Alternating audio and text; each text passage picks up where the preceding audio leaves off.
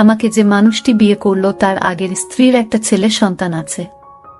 তার স্ত্রী মারা গেছে। এখন তার ছেলেটিকে দেখাশোনা করার জন্য আমাকে বিয়ে করেছে। ছেলেটার নাম রাজু। বয়স 12 বছর হবে। আমিও জেনেই বিয়ে করেছিলাম। আমার স্বামী আমায় বিয়ে করেছিল তার কারণ তার ছেলে রাজুকে দেখাশোনা করার জন্য। কিন্তু রাজু ছেলেটি আমার দিকে খারাপ দৃষ্টিতে চেয়ে থাকত। আমি বুঝতে পারতাম সে আমার কাছে কি চায়। একদিন স্বামী একটা কাজের শহরে চলে গেলেন, আর এর মধ্যে বাড়িতে কেউ ছিল না। রাতে রাজু বলল, মা, আমি আমার রুমে একা ঘুমাতে পারবো না। অথচ তার বাবা বাড়িতে থাকতে সে তার নিজের রুমে ঘুমাতো। আমার রুমে ঘুমানোর জন্য আমার প্রতি রাতে বলতো। আমার আসল মা বেঁচে থাকলে আমাকে না করতে পারতো না। তুমি মুখে মুখে না করে দিলে এসব বলে কান্না করতে লাগলো। আমি বলেছিলাম, এখন তুমি বড় হয়েছ, তোমার আলাদা রুমে ঘুমাতে যাওয়া উচিত। রাজু মাঝে মাঝে আবদার করত আমি যেন তাকে গোসল করিয়ে দেয়। একদিন তার কান্না দেখে এবং কেন আমার রুমে ঘুমাতে চায় এই বিষয়টা জানার জন্য আমি বললাম, ঠিক আছে, তুমি আজ আমার রুমে থাকবে। রাত যখন 3টা বাজে তখন রাজু আমার সাথে যা করেছিল তা শুনলে তোমাদের চোখ কপালে উঠে যাবে। তাহলে আসল ঘটনাটা বলি। তার আগে আপনারা যারা আমাদের এই ছোট্ট চ্যানেলটির নতুন দর্শক তারা চ্যানেলটি সাবস্ক্রাইব করে আমাদের সাথে থাকবেন।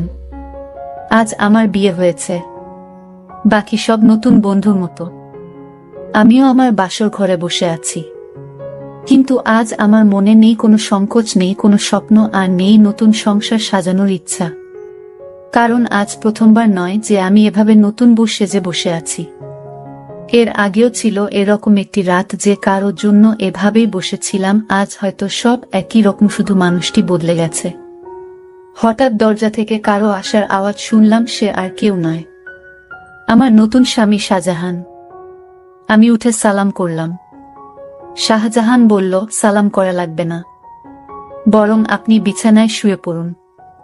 আমিও সোফায় শুয়ে পড়ি। সালমা বলল, না না, আপনি বিছানায় ঘুমান, আমি সোফায় থাকতে পারবো।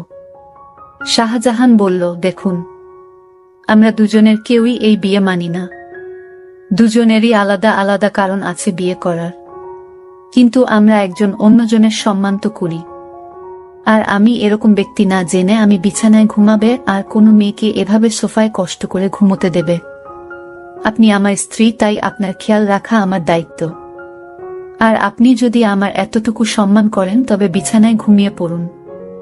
আমিও মাথা নেড়ে সম্মতি দিলাম আর বিছানায় শুয়ে পড়লাম।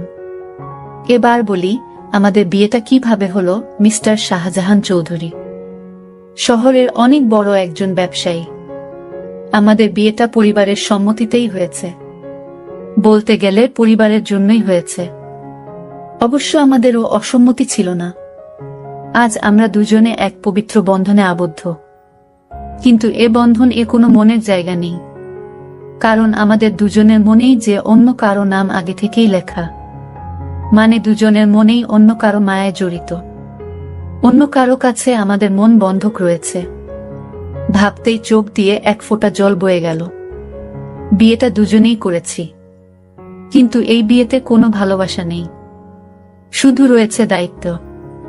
তা নিয়ে আমাদের বিয়ের আগেই চুক্তি হয়েছিল, উনি আমার দায়িত্ব নেবে, আর আমি উনার পরিবারের আর উনার ছেলে রাজুর, উনার মলি আপুর ছেলে।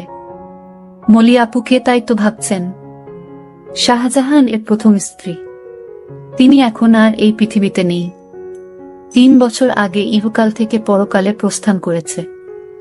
বিয়ের আগে তার ছবি দেখে জানতে পারলাম সে আর আমি একই ভার্সিটিতে ছিলাম।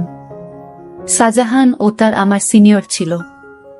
শাহজাহানের সাথে কখনো দেখা না হলেও মলি আপুর সাথে প্রায়ই দেখা হতো। সরি দেখা বললে ভুল হবে, ঝগড়া হতো বলে উনি আমাকে তেমন একটা দেখতে পারতেন না। এর কারণও আছে, আমি অনেক দুষ্ট প্রকৃতির ছিলাম, আর উনার সব টাইটেল নাকি চুরি করেছিলাম তা উনি শুধু ভাবতেন। অবশ্য আজও হয়তো থাকলে আমার সঙ্গে ঝগড়া করতেন। উনার স্বামীকে চুরি করেছি বলে অপবাদও দিতেন, কিন্তু ওনার স্বামীর উপর তো আমার কোনো অধিকারই নেই, কারণ আমি উনাকে নিজের স্বামী মানতে পারিনি। বিয়েটা করেছি শুধু পরিবারের জন্য। রাজু এখন 11 বছরের ছেলে। ক্লাস 5-এ পড়ে, দেখতে একদম তার বাবার মতো। যেমন সুন্দর তেমনি মায়াবী দেখতে। বিশেষ করে তার চোখ দুটি শাহজাহানের মতো একদম। শুনেছি শাহজাহানের চোখে নাকি অনেক মায়া, কিন্তু কখনো তাকায়নি, কারণ এখন আর কারো মায়া পড়তে চাই না। একবার পরে অনেক কেঁদেছি, আর কাঁদার ইচ্ছা নেই। আর না কষ্ট সহ্য করার ক্ষমতা আছে, সব বাদ দিয়ে এখন ঘুমিয়ে পড়ি। ঘুম থেকে উঠলাম, সকালের আলো যখন চোখে এসে পড়ল, উঠে দেখি শাহজাহান এখনো ঘুমোচ্ছে, কিন্তু জানলা থেকে আসা আলো তার ঘুমে ব্যাঘাত দিচ্ছে। তাই পর্দা বন্ধ করে দিয়ে আসলাম। এসে রেডি হয়ে বাইরে চলে আসলাম। এসে দেখি আমার শাশুড়ি মা আর ভাবি আগে থেকেই উঠেছে। আরে বোমা, তুমি এত সকালে কেন? আমি বললাম, আসলে মা ঘুম ভেঙে গিয়েছিল তাই। ভাবি, তা ঠিক আছে, কিন্তু আমাদের নতুন বোমা কোনো সাজে না, না কোনো গয়না। যাও পরে আসো। ভাবি, আসলে আমার সাজা পছন্দ না। ভাবি বলল, জানি, তাই তো গতকাল নিজের বিয়েতেও সজনি। মা বলল, বিয়েটা কি তেমন ভাবে হয়েছে, নাকি তোর দেবার জন্য কিছুই করতে পারলাম না? ভাবি বলে, থাক মা, বাদ দেন। মা, আমাদের নতুন বউ তো এমনিতেই চাঁদের টুকরা, ওর সাজা গোজা লাগবে না। ভাবি, আমি বুঝি সুন্দর না, মুখ গোমরা করে মা বলল, তুইও খুবই সুন্দর, কিন্তু মা জানো, আমি ছেলে হলে ঠিকই প্রেমে পড়তাম। আমার যা তা এত সুন্দর, সবাই হাসাহাসি করত। সালমা বলল, মা আমি আপনাদের জন্য চা বানিয়ে আনি। মা বলল, আরে না, তুই বস, আমরা সব করব। সালমা বলল, মা আমার ভালো লাগে না এমনি বসে থাকলে। মা, কিন্তু সালমা প্লিজ মা।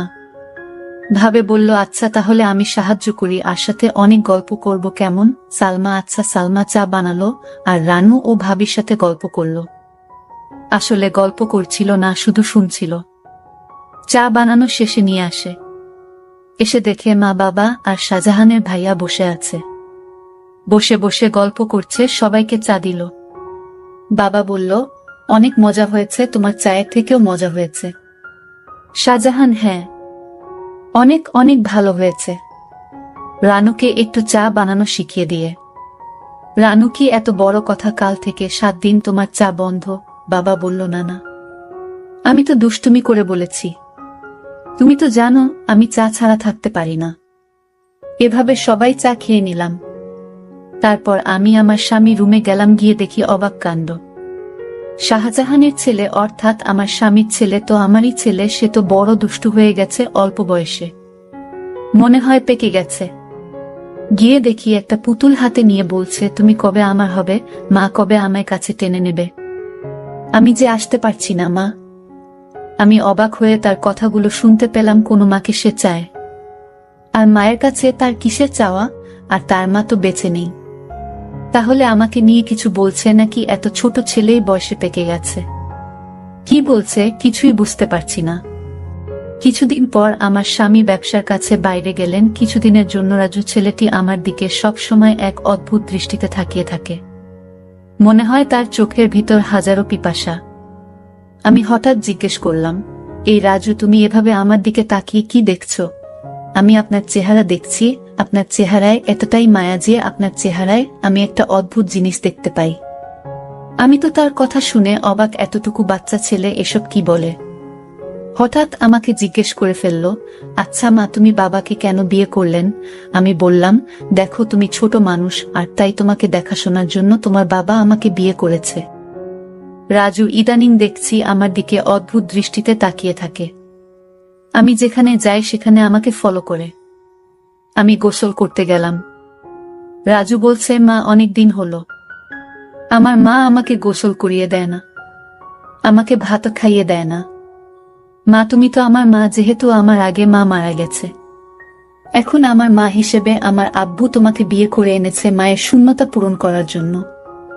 মা, আমাকে তোমার হাতে গোসল করিয়ে দাও। আমি বললাম, দেখো রাজু, তুমি যখন ছোট ছিলে তখন তোমার মা তোমাকে গোসল করিয়ে দিত, আর এখন তো তুমি বড় হয়েছ, তুমি নিজ হাতে গোসল করতে শিখেছ। তাই এখন আর আমি তোমাকে কিভাবে গোসল করিয়ে দেয়? তুমি নিজেই করতে পারবে বাবা। সৎমাপর কখনো মা হয় না। আমি বুঝতে পারলাম আমাকে তোমার কোনো হেল্প করতে হবে না। এই বলে রাজু চলে গেল। আমি চিন্তা করলাম আমার কি কোথাও ভুল হয়েছে।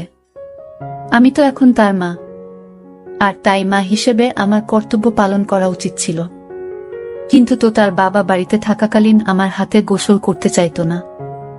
আজ বাড়িতে তার বাবা নেই। আসলে কারণটা কি, বিষয়টা আমি কিছুই বুঝতে পারছি না। এসব ভাবতে ভাবতে রাতের রান্না শেষ করে আমার রুমে গিয়ে রাজুকে ডাক দিলাম।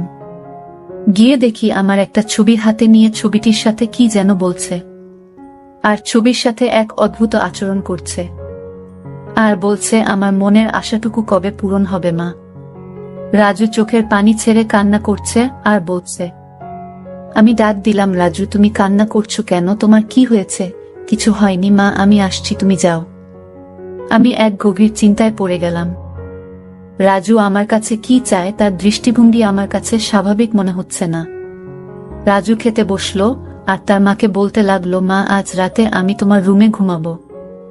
আমার ওই রুমে একা একা ঘুমাতে ভয় লাগে। আমি বললাম, রাজু তুমি এখন বড় হয়েছ, তোমার ভয় পাবার কথা না, তুমি তোমার রুমে ঘুমাও, কিছু হবে না। রাজু আমার কথার জবাবে বলল, আরে মা, আমার আসল মা যদি বেঁচে থাকতো তাহলে এভাবে মুখে মুখে না করতে পারতো না। আমার সব ইচ্ছা আমার মা পূরণ করত। আচ্ছা রাজু, তোমার কাছে একটা প্রশ্ন, তোমার আব্বু যখন বাড়িতে ছিল তখন তুমি তোমার সব আবদারের কথা বলতে না? এখন তোমার আব্বু বাড়িতে নেই, আর এখন তোমার অনেক আবদারের কথা বলছো কেন বাবা? মা তুমি আমার কষ্ট বুঝবে না? আমি তো কিছুই বুঝি না, সব তুমি বোঝো। এসব কথা বাদ দিয়ে এখন ঘুমাতে যায়। রাত অনেক হয়েছে। রাজু চোখের পানি ছেড়ে তার রুমে চলে গেল, আর আমি শুয়ে শুয়ে রাজুর আবদারের কথা ভাবতে লাগলাম। রাজু আমার রুমে ঘুমাতে চাই, তার নাকি নিজের রুমে থাকতে ভয় করে। আবার বলে তাকে গোসল করিয়ে দিতে, আমার ছবি হাতে নিয়ে ছবিটির সাথে গুনগুনিয়ে কি জানি বলে। না, আমি কিছুই ভাবতে পারছি না। এসব ভাবতে ভাবতে আমার কিছুতেই ঘুম আসছে না। হঠাৎ রাজুর রুমে একটা আওয়াজ শুনতে পেলাম।